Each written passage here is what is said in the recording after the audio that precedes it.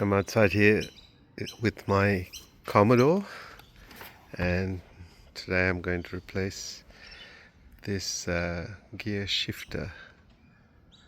Just the top part. I don't need to do any of these bits. The guy who sold it to me sold me the whole thing, and I said all I needed was that part. So this is what my one looks like. It's a bit worn out, it's not leather, and I'm going to try and replace it.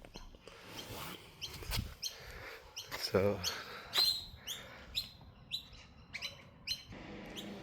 okay, so from what I've seen, you just prise this top bit off carefully, not to damage the plastic, and once you take the lever off, it's just a case of undoing this screw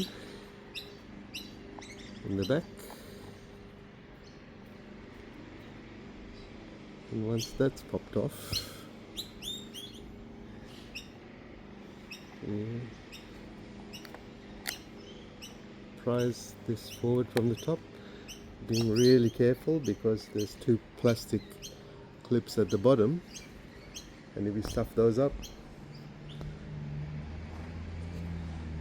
it's going to be quite useless.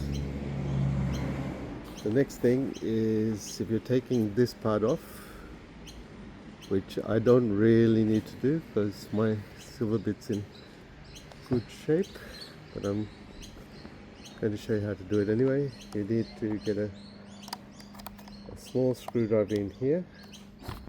Just go grab a small screwdriver. So once you get your small screwdriver, there's a little clip in here. You pull that out, and then this bit that bit comes off, and this whole bit slides off as well.